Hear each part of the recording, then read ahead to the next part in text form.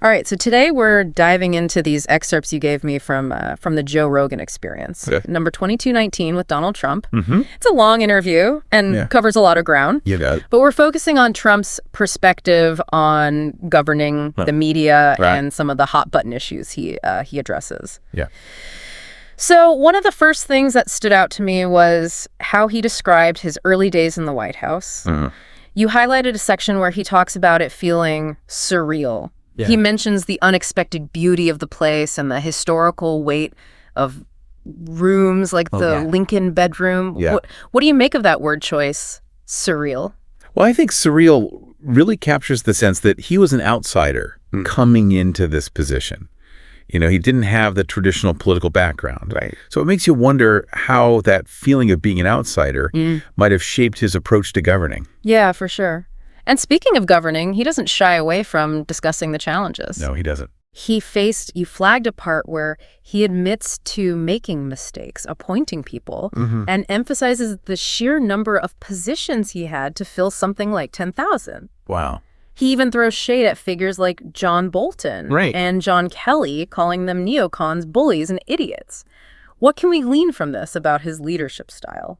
It's interesting that he seems to view governing primarily as a matter of finding the right people for the job. Okay. His criticisms of figures like Bolton and Kelly, whom he labels neocons, suggest a preference for loyalty and decisiveness. I see. He seems to have valued individuals who shared his worldview and were willing to act boldly, even if their actions sometimes lacked careful consideration or went against established norms. Got it. And he certainly doesn't mince words when it comes to the media. Definitely not. You've highlighted several sections where he blasts them as crooked and biased, accusing them of distorting his words, ignoring his successes, and favoring Democrats. He even points to specific instances of what he sees as unfair coverage, like his appearances on The View and the editing of Kamala Harris's 60 Minutes interview. How do you see this fitting into the broader conversation about media bias? Well, this is a tough one. It's a complex issue. It is. While Trump's rhetoric is often inflammatory, his accusations do tap into a broader skepticism about the press that exists across the political spectrum. That's true.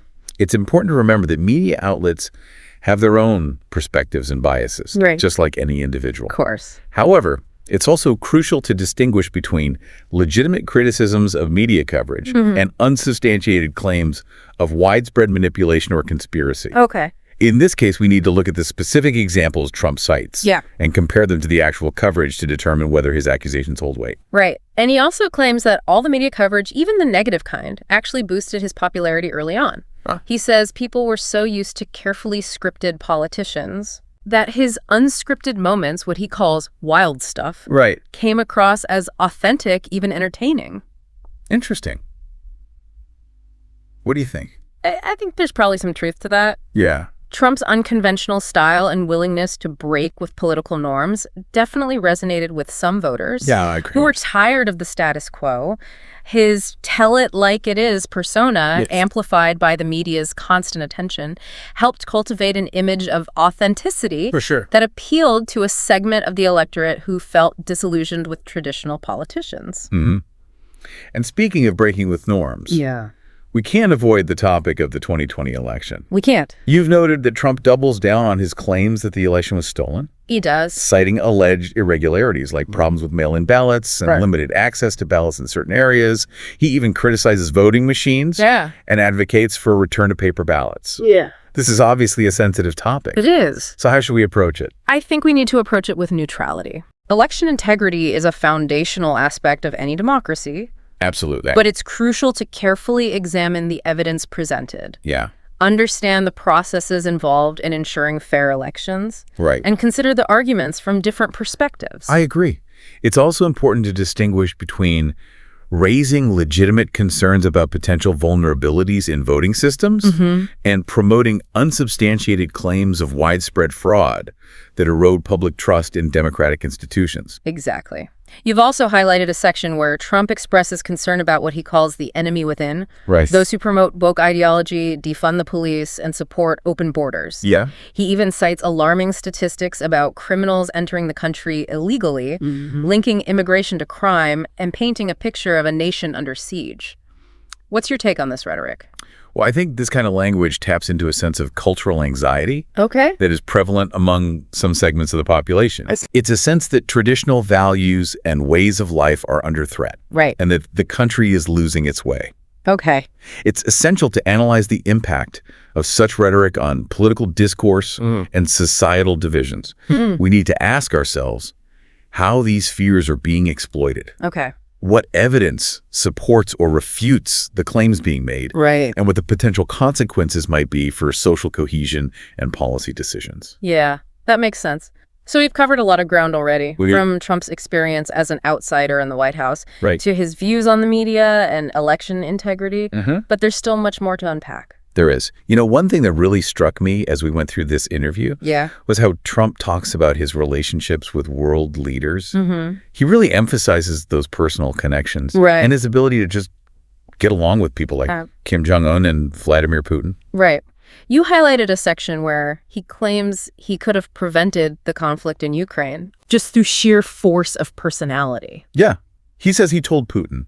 What did he say? You're not going in. Wow. So he's suggesting that just his presence alone would have been a deterrent. That's his take. I mean, it's clear that Trump sees diplomacy through this very personal lens. Right. He relies on building rapport and leveraging those deal-making skills that he honed in the business world. Makes sense. It's hard to say whether that approach would have actually worked in preventing the Ukraine conflict. It is. There were so many complex geopolitical factors at play. So many. It's impossible to know for sure. Right. You also pointed out a pretty fascinating anecdote where Trump describes flying into this secret meeting with military leaders in the Middle East. He talks about landing in pitch darkness with no lights on the runway. I know. It sounds like a scene from a spy movie. Totally. It really speaks to his comfort with risk and his need to be at the center of the action. Definitely. And it also highlights his tendency to present himself as this decisive leader. Someone who's not afraid to take bold actions, even in high-stakes situations. And then he goes on to describe how he basically overruled the general and authorized this rapid takedown of ISIS. He does. He claims they could have done it all along. But were held back by bureaucracy. Right. So again, it's that theme of Trump as the ultimate decision maker. Exactly. Cutting through the red tape, getting things done, even if it means going against expert advice. I mean, that's a narrative that definitely resonates with people who are frustrated with government inefficiency. Absolutely. And see all those traditional processes as obstacles to action. For sure. And it's not just military action. He also talks about using tariffs as a diplomatic weapon. Oh, right. Like when he threatened to slap a 100% tariff on French wines and champagnes. Wow. If they didn't back down on taxing U.S. companies. So again, it's that approach of applying pressure and using economic tools to get what he wants. Exactly. He believes that America should always put its own interests first. And use its economic power to secure favorable outcomes in international dealings. I see. He even suggests that tariffs could be used to bring iPhone manufacturing back to the U.S. He does, which would be a huge shift in global manufacturing. Huge. But then there's this really interesting turn. You marked a section where Trump talks about the toll the presidency took on him. I did. He uses the phrase, the most dangerous business. I remember that. And compares it to being a firefighter or a cop. It's a much more vulnerable side of him than we usually see. It is. It's a moment of unexpected introspection. Where he acknowledges the weight of responsibility, the constant pressure, and the very real threats he faced in office. He even talks about assassination attempts. Right. He claims there were 2 during his presidency that were downplayed by the media. Wow. It's hard to know what to make of those claims. It is. But they definitely reflect a sense of paranoia. Yeah, and this belief that he was constantly under attack, which probably contributed to his siege mentality. Definitely. And his tendency to see the world in terms of allies and enemies. Okay. Let's get back to the topic of election integrity, which you highlighted a lot in these excerpts. Right. Well, Trump spends a significant amount of time criticizing mail-in ballots and voting machines. He does. He claims they're vulnerable to fraud. And he even mentions that Elon Musk told him that paper ballots are the only way to guarantee honest elections. He does, which reflects a deep distrust of electronic voting systems. And a belief that paper ballots are inherently more secure. Right. Now, obviously, this is a complex issue with valid arguments on both sides. It is. Some people do worry about the security of electronic voting. Absolutely. But it's important to note that both systems have vulnerabilities. For sure. And they both need strong security measures in place. Yes, to ensure accuracy and prevent manipulation. Trump also pushes for stricter voter ID laws. He does? Arguing that they're necessary to prevent non-citizens from voting. Right. And this is another contentious issue. It is. With strong arguments on both sides. Okay. So on one hand, proponents of voter ID laws say they're essential to prevent voter fraud. Right. And to ensure that only eligible citizens are casting ballots. But on the other hand, opponents argue that those laws could disenfranchise minority voters and those with lower incomes who might have more difficulty getting the necessary ID. Exactly. It's all about striking a balance. Right, between preventing fraud and ensuring that everyone who's eligible can vote. Exactly. And Trump also doesn't hold back on criticizing his political opponents. Not at all. You marked sections where he goes after Kamala Harris, calling her incompetent and not a smart person. Right. And then there's Joe Biden. Yeah. He claims Biden is mentally unfit for office and that his handling of Afghanistan was a total disaster. It's that kind of rhetoric that we're used to hearing from Trump. It is, but it's important to consider the impact of that kind of language. Yeah, I agree. It can really erode public trust in institutions. Absolutely. Yeah. And it can exacerbate political divisions. Right, and contribute to a climate of incivility. Exactly. Now, here's a surprising twist. Okay. You pointed out a part where Trump admits that he could have put Hillary Clinton in jail. He did? But chose not to. Why? He says he thought it would be bad for the country. Wow. That's a pretty fascinating admission. It is. Yeah. It suggests that despite his often aggressive rhetoric and his willingness to push boundaries, there are limits to his actions. Okay. He's guided by a sense of what he sees as the national interest. Interesting. And he even frames it in a way that makes him seem like he was actually protecting Clinton. He does. He claims he saved her from jail by toning down the lock-her-up chants at his rallies. Classic Trump. It is.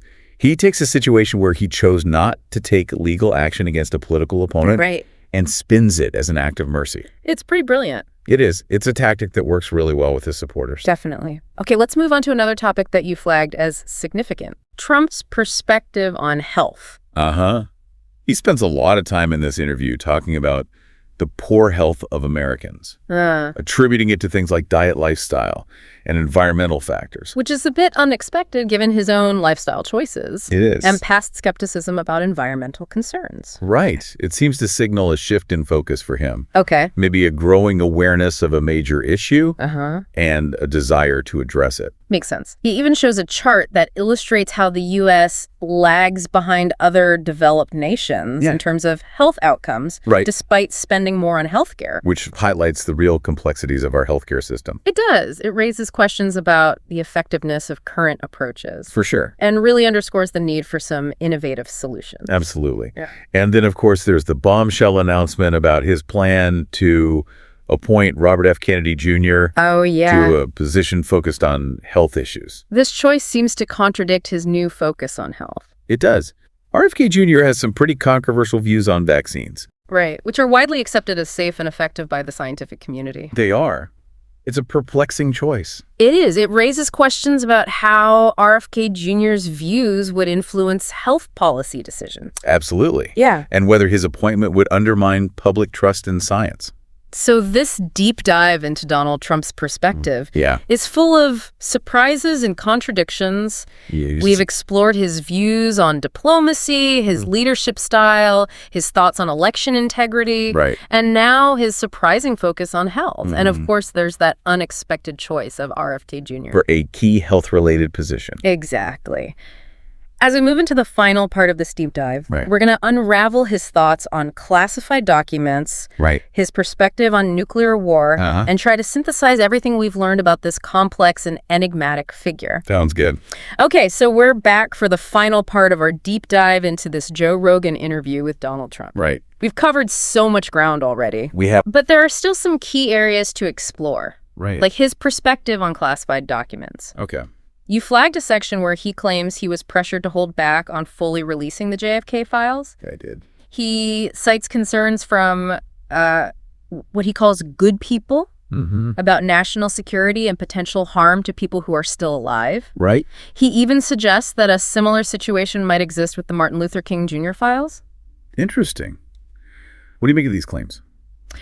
Well, it's hard to say for sure without more information, but I think these assertions tap into a long-standing fascination with government secrecy and the belief that there are powerful forces out there working to suppress information. Absolutely. It's important to acknowledge that governments do handle sensitive information that requires careful consideration before it's released to the public. Of course. But it's also crucial to approach claims like this with a healthy dose of skepticism. I agree. Without concrete evidence to back them up. Right. They're really just speculation. Yeah, and they could easily fuel conspiracy theories. Exactly. Which can erode trust in government institutions. He does say he plans to release those files if he wins another term. He does. So I guess we'll have to wait and see what happens. We will. It's a tantalizing prospect for those who believe these files hold some kind of key information that could change our understanding of history. For sure. But it also raises some ethical and legal questions. Like what? About the potential harm of revealing sensitive information, even if it's decades old. Yeah, that's a good point. Okay, let's move on to our final topic. Okay. And maybe the most significant one we've touched on so far. What's that? Nuclear war. Right. You highlighted several sections where Trump expresses real concern about the threat of nuclear weapons, calling it the biggest problem in the world today. Yeah. He talks about his interactions with Kim Jong-un and claims that he was able to deter North Korean aggression through strength and negotiation. Right. He also says that Russia would never have invaded Ukraine if he were still president. He does.